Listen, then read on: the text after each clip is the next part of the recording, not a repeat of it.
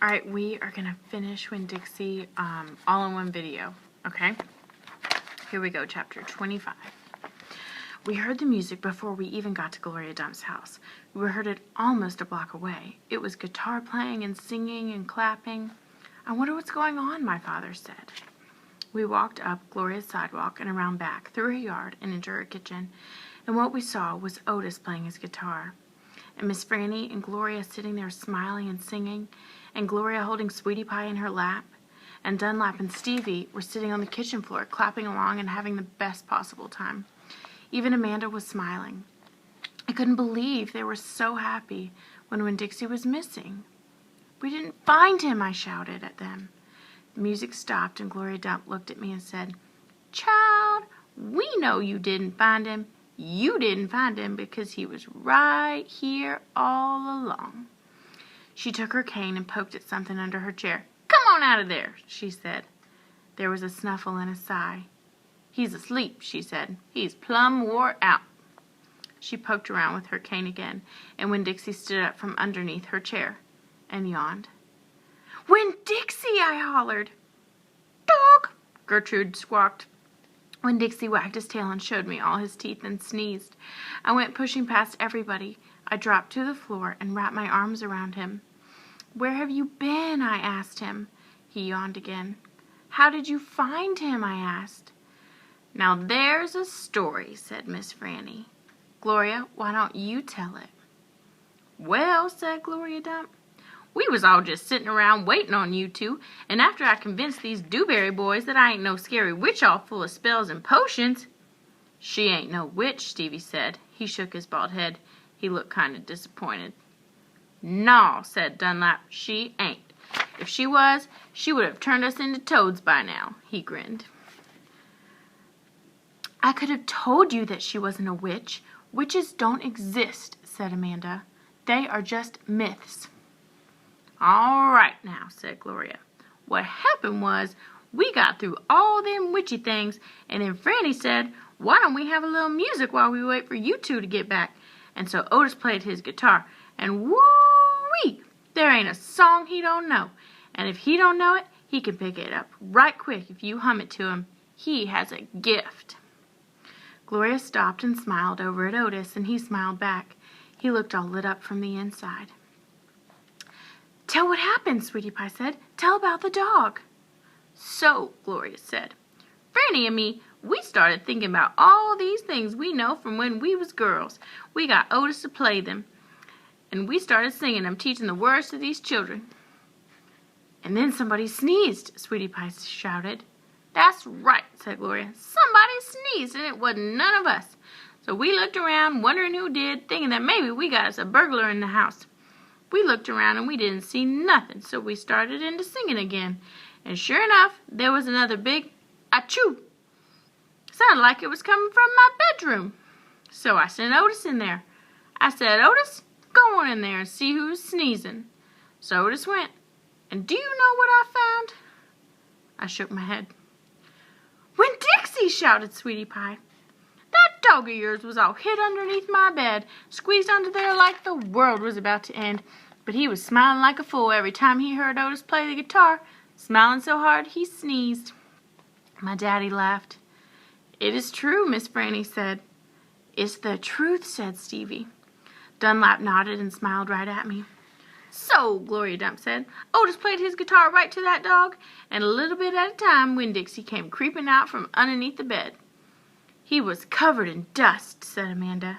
"He looked like a ghost," said Dunlap. "Yeah," said Sweetie Pie, "just like a ghost." "Mm-hmm," said Gloria. "Looked just like a ghost. Anyway, the storm stopped after a while, and your dog settled in under my chair and fell asleep, and that's where he's been ever since, just waiting on you to come back and find him." "Winn Dixie," I said. I hugged him so tight he wheezed. "We were out there whistling and calling for you, and you were right here all along. Thank you," I said to everybody. "Well," said Gloria Dump, "we didn't do nothing. We just sat here and waited and sang some songs. We all got to be good friends. Now, the punch ain't nothing but water, and the egg salad sandwiches got tore up by the rain. You got to eat them with a spoon if you want egg salad. But we got pickles to eat, and litmus lozenges, and we still got a party going on. My daddy pulled out a kitchen chair and sat down. Otis, he said, do you know any hymns? I know some, said Otis. You hum it, said Miss Franny, nodding her head, and he can play it. So my daddy started humming something, and Otis started picking out on his guitar, and Winn Dixie wagged his tail and lay back down underneath Gloria's chair. I looked around the room at all the different faces, and I felt my heart swell up inside me with pure happiness. I'll be back in a minute, I said. But they were all singing now and laughing, and Winn Dixie was snoring, so no one heard me. Chapter 26. Outside, the rain had stopped, and the clouds had gone away, and the sky was so clear it seemed like I could see every star ever made. I walked all the way to the back of Gloria Dump's yard. I walked back there and looked at her mistake tree. The bottles were quiet. There wasn't a breeze, so they were just hanging there. I looked at the tree, and then I looked up at the sky. Mama, I said, just like she was standing right beside me, I know 10 things about you, and that's not enough. That's not near enough. But Daddy's going to tell me more. I know he will, now that he knows you're not coming back. He misses you, and I miss you, but my heart doesn't feel empty anymore. It's full all the way up. I'll still think about you, I promise, but probably not as much as I did this summer. That's what I said that night underneath Gloria Dump's mistake tree, and after I was done saying it, I stood just staring up at the sky, looking at the constellations and the planets. And then I remembered my own tree, the one Gloria had helped me plant. I hadn't looked at it for a long time. I went crawling around on my hands and knees searching for it, and when I found it, I was surprised at how much it had grown. It was still small. I still looked more like a plant than a tree, but the leaves and the branches felt strong and good and right. And I was down there on my knees when I heard a voice say, "Are you praying?" I looked up. It was Dunlap. "No," I said, "I'm not praying. I'm thinking." He crossed his arms and looked down at me. "What about?" he asked.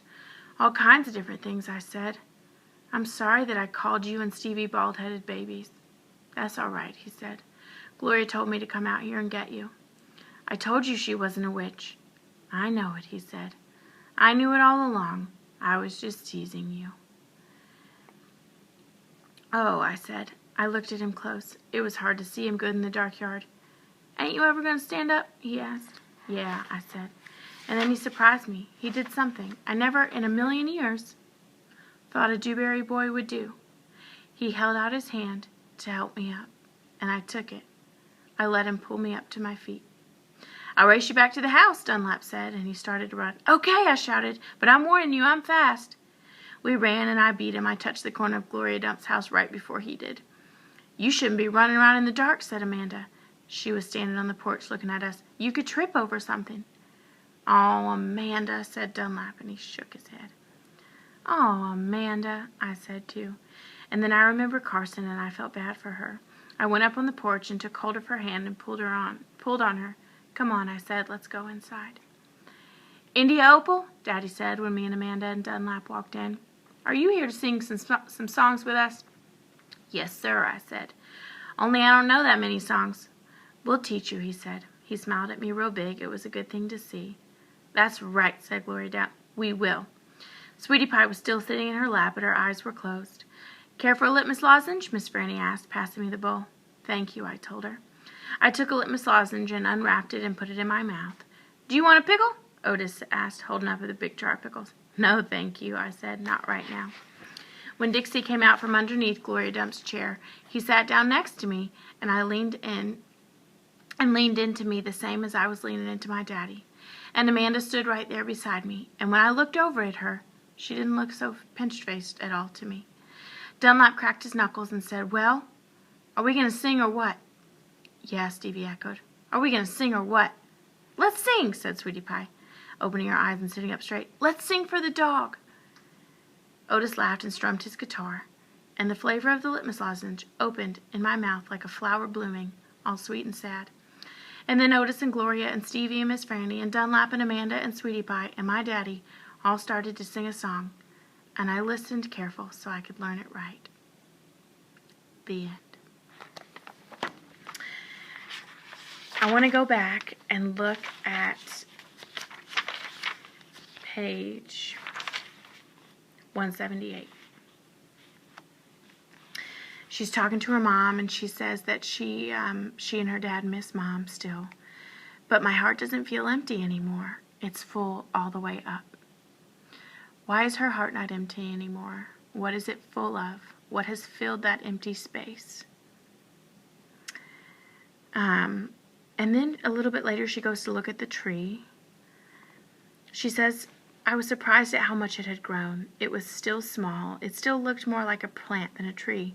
But the leaves and the branches felt real strong and good and right. I think this is supposed to be some symbolism for Opal's growth. She's still small. She's still a child. But man, has she grown. Oh, I'm going to sneeze. Excuse me. She is still small, like the tree is still small, but it has grown. It has good roots and leaves, and it says they're strong. And I think she's also surprised at herself and how much she has grown. And I love this book because the beauty of friendship, the beauty of connection and relationship in our lives, how important that is. God designed us for a relationship with other people and with Him. And I love how there are so many unlikely friendships here, and how this group of very misfit people came together to really help and heal each other over this summer. You know, Amanda was healing over Carson. Gloria was healing over her past and being a mother to Opal. Opal's healing over her mom and not having any friends and moving to a new town, and the preacher's healing over his wife. Otis is healing over, going to jail and all that, what that has done to him. Sweetie Pie's not really healing over much, but she's so little and she's learning, and I think it's sweet that they include her. The Dunlap and Stevie are becoming nicer. They've all done something to help each other grow and love better and love each other well. And, that's what we are made for, to love God and love people. And, it doesn't specifically, we know the preacher is a preacher, and we know there is some faith here. And I don't know, specifically about Opal and her relationship with God, but we do know that the only thing that can really fill our hearts all the way up is our relationship with God. And then that will help us have better relationships with people. I hope you enjoyed this book. I love this book. Katie DiCamillo, the author of this book, also wrote Tale of Despero, and she is an incredible author. So I hope you enjoyed that. Instead of answering questions this time, we are just going to go ahead and take the quiz for chapter 21 through 26. So it kind of gives you a break. I know answering the questions is a little more tedious than taking the chapter quiz. And then tomorrow you will take the test on the whole book. Okay? I love you, and I hope you're well.